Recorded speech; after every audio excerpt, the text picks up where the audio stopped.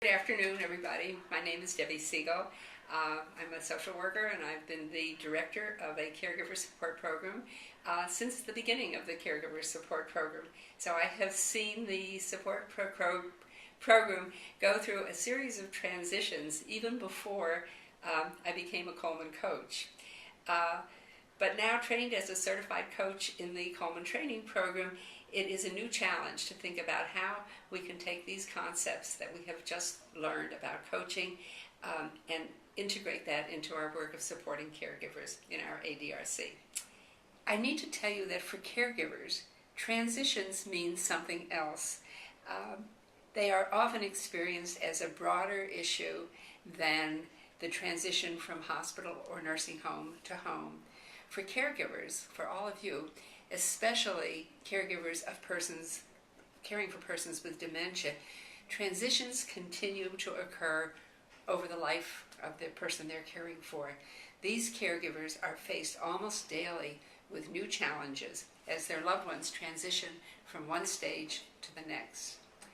So our thinking has been this, that just as we coach individual consumers to become more empowered in managing their health care, we need to use these same concepts in coaching caregivers to become more knowledgeable managers of their loved ones, more able to anticipate the changes that come with a disease, more aware of what Coleman calls the red flags and the actions to take, and more mindful of their own health needs. We are implementing two new programs, both evidence-based and widely used, that incorporate these concepts in working with caregivers. Both programs focus on providing information about the disease and coaching caregivers in how to use this information to develop problem-solving strategies with the caregiver and the coach in a collaborative relationship. The first program I'll talk about is the REACH program, and the REACH is an acronym that stands for Resources Enhancing Alzheimer's Caregivers' Health. In this program, and I want to say that this is a program that's widely used by the Veterans Administration nationally for caregivers of veterans, and they have had a lot of success with this program. And in this 6-month program, caregivers are provided with 12 individual counseling or telephone sessions over a 6-month period. They are given a comprehensive guide which provides educational information about every possible behavioral problem that they might have to deal with or be confronted with. And by helping them understand the cause of the behavior and coaching in problem-solving techniques, they are able to be more effective. Now, in coaching them on problem-solving techniques, we use a lot of what Coleman teaches. We do role-playing.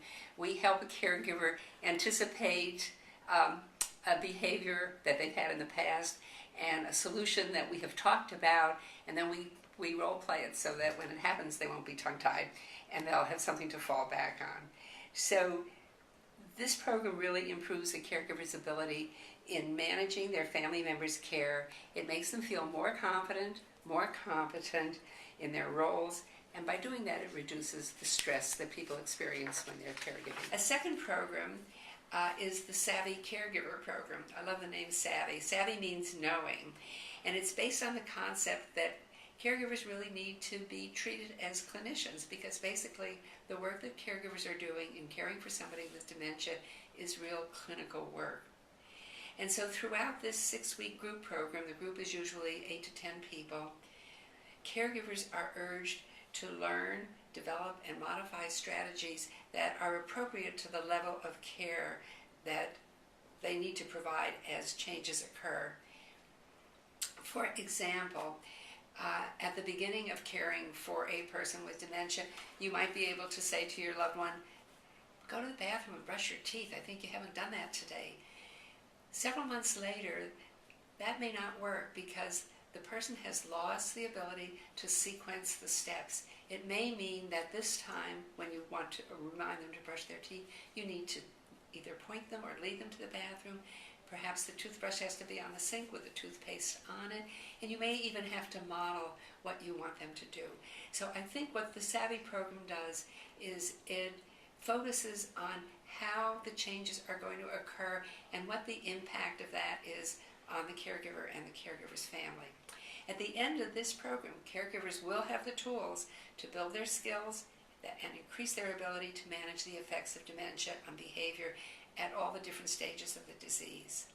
By providing information about dementia and coaching caregivers in using this knowledge in the care of their loved ones and increasing awareness of their own healthcare needs, we as coaches can become more effective partners with our caregivers.